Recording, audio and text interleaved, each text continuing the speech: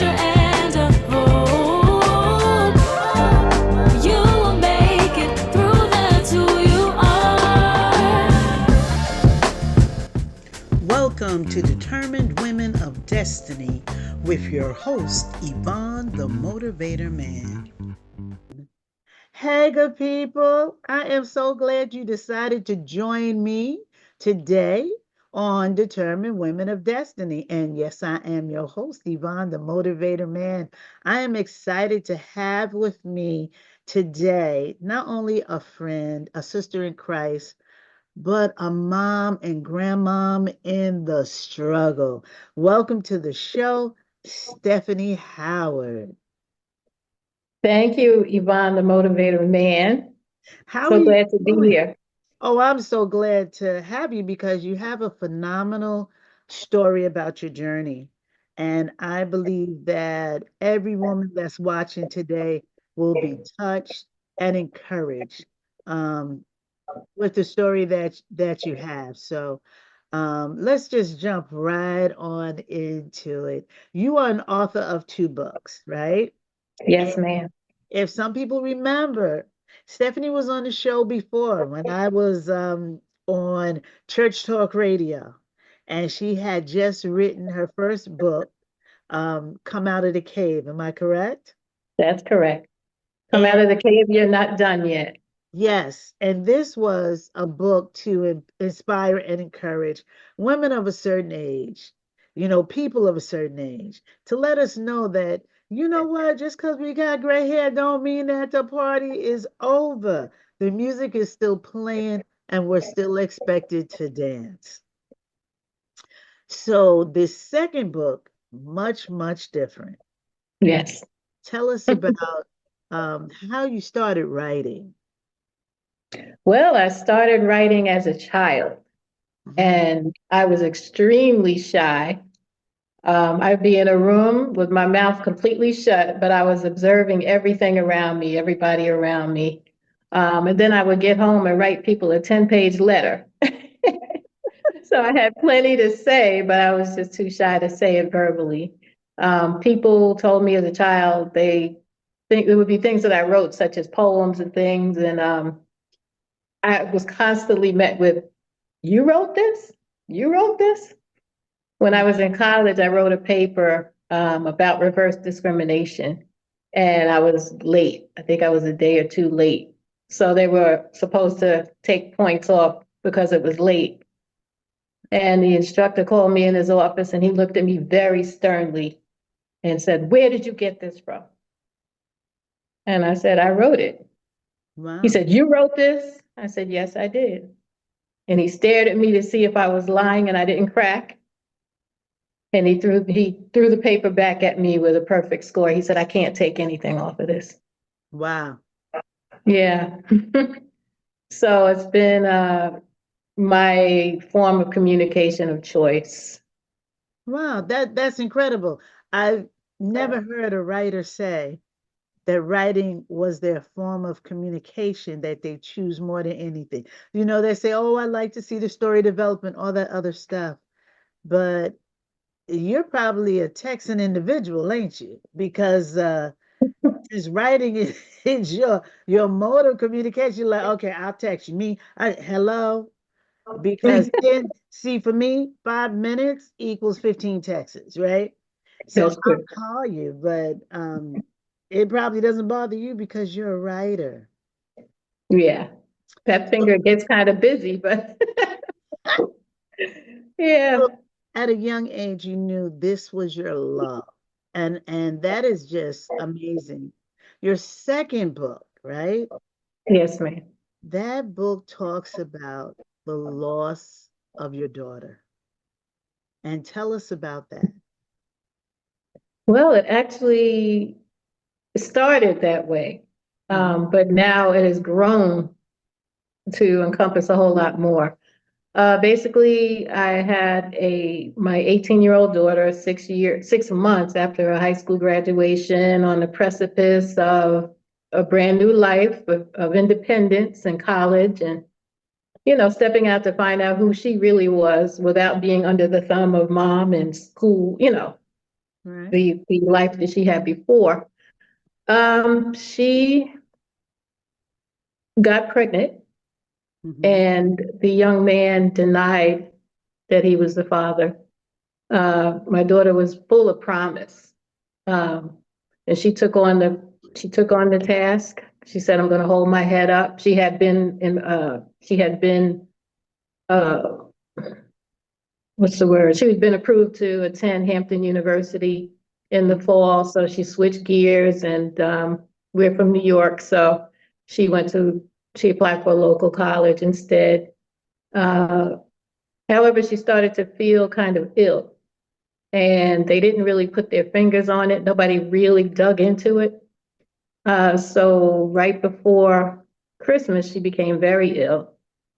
And the doctors that we saw, she wanted to go to a health clinic in the community. Mm-hmm. And I said, no, you're going to go to the best. Mm. So we went to what we felt was the best. And there was a group of doctors. Some of them were very good, and apparently a couple of them were not. Basically, they did not find out what the issue was, but on Christmas Day, 2 months before her due date, she gave birth via emergency C-section to my granddaughter. And we were very excited. We were concerned about the baby, but the baby came out okay. Mm-hmm. But then the doctor turned to me and said, Simone's white blood cells are kind of out of whack. Do you know why? And I looked at her like, you're the doctor. Would you like to tell me why? Right. And that began a series of incidents. I was with her all day. This is a series of mishaps at the hospital. So the excitement of giving birth or receiving a new granddaughter on Christmas Day was followed 2 days later by my daughter's demise. She Mm. went on to be with the Lord. And as we have spoken previously, right, that always stunned me because in the 20th century, Exactly. now we're in the 21st, right? Hmm. Women dying in childbirth was almost unheard of because Right. all of those complications that women would have in the 60s and the 50s and the 40s and the 30s and the 20s and the early 1900s, those were supposed to be taken care of. We weren't supposed to be facing those. But because of the health disparities that women of color still face, things as simple as doctors still feel that we have a high tolerance to pain Yes. or that we're over exaggerating. So Yes. when we say, oh, I'm in pain, oh, it'll be okay, Hmm. and no, it's not. So, you know, everybody I know, Stephanie very well, and her daughter slash granddaughter, right? Your granddaughter. I Yes. didn't know she was born on Christmas Day. Yes, she was. I am going to hit her up on Facebook and say, oh, that's why you walked around like you was such a gift. Because you were, right? Because as a young woman, right? Your granddaughter knew she was something special. She knew it Yeah. instinctively. And I'll backtrack a little bit. So now, after your daughter passes, Hmm. home with your Christmas gift, your Yes. granddaughter, Well, a month later, a month later. she had to stay in the NICU for a month. And as I left the hospital on the day my daughter passed, I said, naturally, I said, I'm never coming back here again. Hmm. And then I said, oh, I got to come back. The baby's still here. Right. And so I was there basically good 3 times a day for that month while Mm. I was planning the funeral and doing the legalities and doing all the things that were needed to be done. And so Um, how did you navigate through that at that time? Because like you said, you have a granddaughter. You have to make sure you see her, let her know that, there's someone there that loves her, that she's a part of. You got to plan a funeral, and then you have to deal with your grief. yes. And now you're raising a baby because your baby's 18. right? I She know was. when I right. I know when I have my 5-year-old grandson, I'm like, who would do this? You know? I love him, but who wants to run up and down stairs? Mm. Who wants to make sure that your grimy hands are clean because they touch everything, right? Am I- And so go from, being excited, even though she's giving birth early, to now you have to navigate all this. How did you keep your mentality at a stable place? I had, thank God for a strong relationship with the Lord. Mm, And I had a tremendous amount of support from the community, from my job, from strangers. hmm It was just such a blessing. I what did Marvin Sapp never could have made it. Never would have made it without you.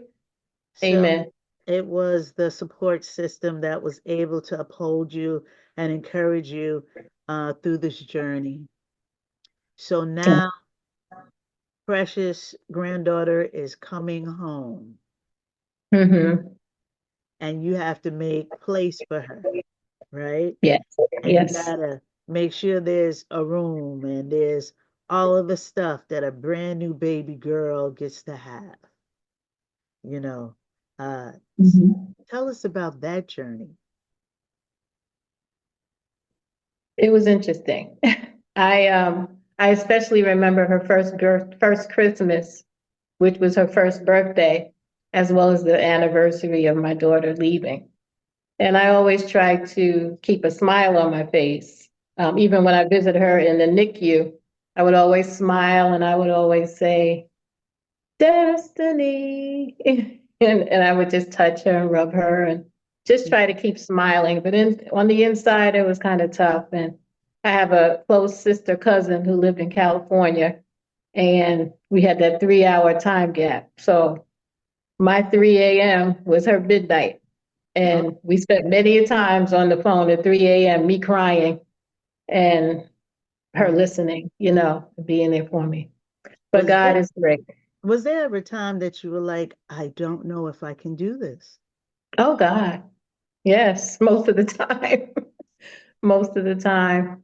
But for the first few months, like the first 6 months, everything was pretty good, but I had a wonderful experience. I had gone to, my daughter's birthday was coming up, her 19th birthday would have been. And so I wanted to think forward and make a special, just have a special day. So I decided to get my granddaughter christened or baptized that day and have family come in and celebrate, make it a day of celebration. So I left work that day and I went to Party City and I'm walking through the store getting the stuff and I turned down the aisle where the party goods are and grief smacked me in the face. Mm, And I just remembered birthday parties past and things and I just broke down crying and I tried to pull myself together by the time I got to the register, but I could not. And I say in the book that my windshield wipers stopped working. And the cashier looked at me and said, "Are you okay?" And I couldn't even say anything. I just shook my head no. And she rang me up. I made my way home, got in the house, threw the bags down, and I started screaming at God. It wasn't, it was not, normal. But I just started screaming at him, telling him to give her back. She was mine. Give her back now. wow. And knowing the futility of that, then I crumbled and I said, God, what did I do? I tried to be a good parent. What did I do? Did I do too much? Did I not do enough? hmm And I heard his voice say to me to go to the computer. So I didn't have to question that. I went to the computer, I turned it on, and there was an icon with her name on it, Simone's name, that I'd never seen. I've been on the computer a million times since in that 6 months. hmm And I opened it, and there was a paper in there she had written for school, for sociology about family. And that paper answered every question I had just asked God. Mm, And basically, she said in the paper, she said it was about family. And she said that her mom tried to protect her, but she wouldn't listen. that I tried to protect her, based on the mistakes that I had made in the past. And but she said she was going to do the same things I did, but she was going to get it right. Mm. When we come back from break, we're going to talk about that paper a little bit more. You guys, listen, come on back from break because it just gets better. I know what y'all waiting for. Go ahead, get them kids together, get you a little something to drink, some iced tea, some Coca-Cola, and come on back. Hey, sis, have you ever thought of what stirs your soul? Has your passion and purpose bonded together to create the life you dreamed of living? If you answered no to any of these questions, my journal, Designated Survivor Beauty of Your Ashes, can help you put things into perspective. Order your copy today at lulu.com. That's LULU.com. Welcome back. If you're just joining us, you have joined Determined Women of Destiny. I'm Yvonne, the Motivator Man. My guest is Stephanie Howard. We're talking about her latest book. You make sure you like, share, and subscribe. And as a matter of fact, just call a friend and tell them to come on and watch it with you. So, Stephanie, before we went to break, you were telling us that your daughter had written a paper for school and God directed you to the computer to read it. So, give us a little bit more about that paper that she wrote about family. That paper was it was being that her decease was so sudden, it seemed that that paper touched on saying goodbye to a lot of people. She spoke about the family, the village, people that poured into her life. She talked about how she would even raise her own child. So there was something for Destiny. She answered some questions for me, and it was just like a little visit I had with my daughter. It was just an amazing. And so I stopped crying at that point, and my daughter relieved me of guilt. She told me it wasn't my fault because moms always want to take blame. Yes. But we'll move forward as to the book. Yes. We're going to do that? Okay. So I've worked with teens a lot. I had a lot of teen issues in my own life, and I worked with teens in my church, and I always look for ways to help teens. So God started stirring in me, even at her funeral, before they closed the casket. I said, it was a teaching moment for the multitude of youth that were there, her peers and things who were at the funeral. But I knew inside God was stirring me that I need to put this in a book, the circumstances of what happened. And at the time, for me, the fact that the young man, to me, took something from her and then went on to deny it. However, he did turn around about 2 weeks before her passing and came clean because his conscience couldn't take it anymore. And but for a while there, he was the bad guy for me. He was the reason for everything. Right. And Understandable. I wanted to help other young ladies to think and to look for signs before they get into a relationship with a gentleman or even vice versa. And the story was full of opportunities to do that. But at the same time, I felt God stirring in me to do this. And so many times I said, what's a casket going to do for anybody? That's not, most people want to hear the great success stories. And to me, that was a failure.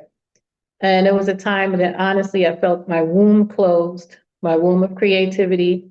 I put the pen down and I felt dry inside. I felt like the story just was basically the end. And I was just going to tread water until I died, basically. And even in spite of come out of the cave, I said, you know what? I got to come out of this cave I'm in right now myself. And however, God, in such a myriad of ways, just kept on poking me, prodding me. Every time that I said I wasn't going to do anything, I wasn't going to write, he kept inspiring me. He's like, you got to do this.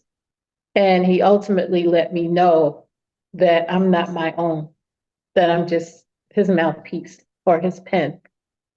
And he kept telling me there's people who need to hear this. And I would go to church and I would see other young girls sitting there in the congregation. And he said, those are Simone's.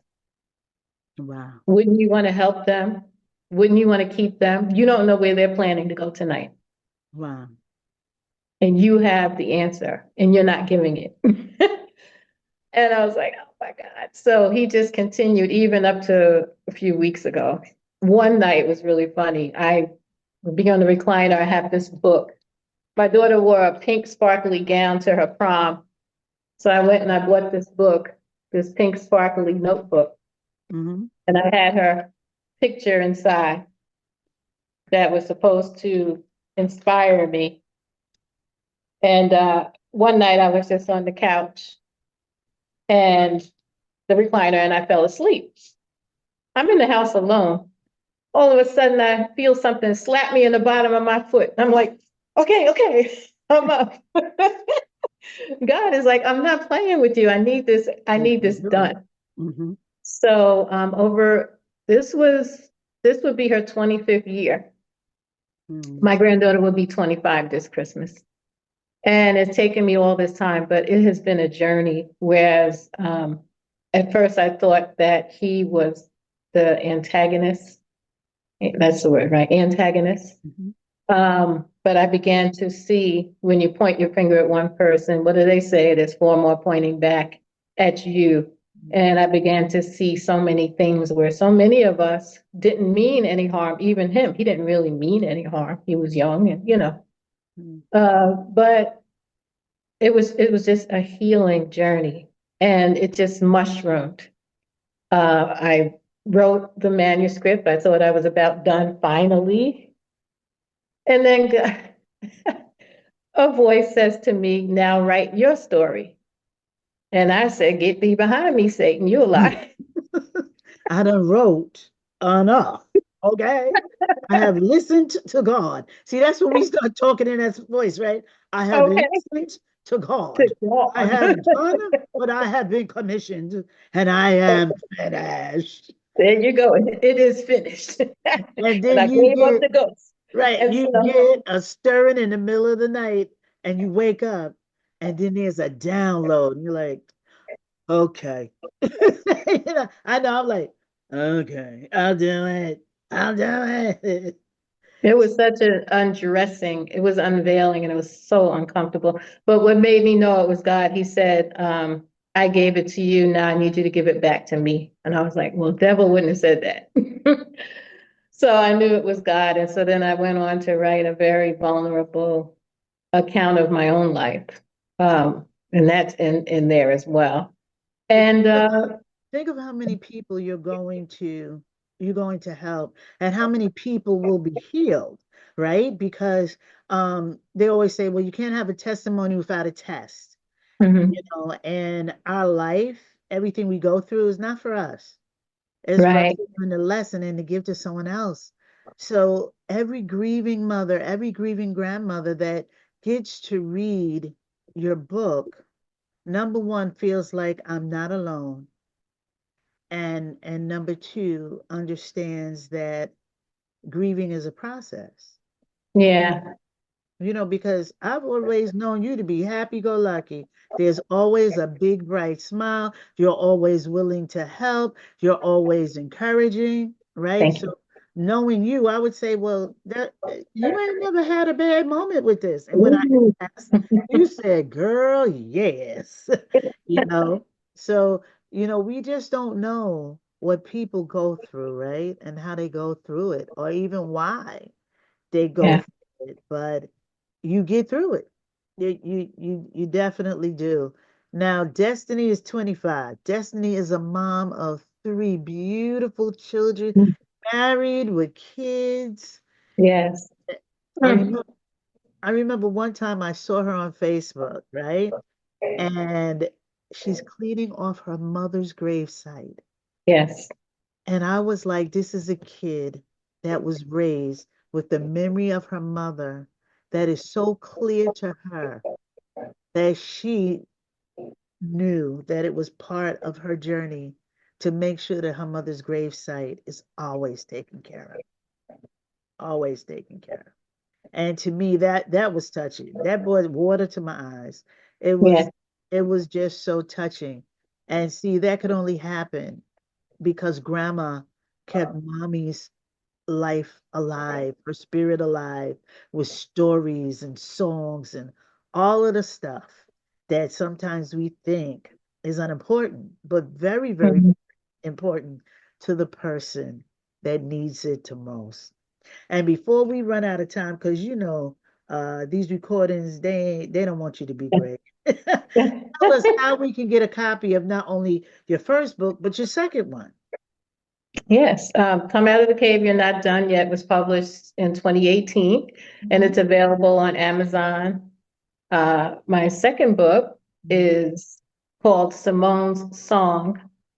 and it actually includes video links to songs that accompanied our journey. Wow. And yeah, I thought that was really special. So it's an ebook, so that you can click on those links and go to those videos as you experience the story. So currently it's only available on PDF by request, Hmm. and my email address is she writes, SHEWRITES, 10,000, meaning if I had 10,000 tongues, I couldn't praise them enough. So Wow. it's she writes 10,000 at gmail.com. And I am also working on, within the next couple of months, it should be published on paper, in paperback. Wonderful. So, Determined Women of Destiny, please go out and get this book. Even if you haven't lost a child, I still think just reading about Stephanie's journey will be so healing for you.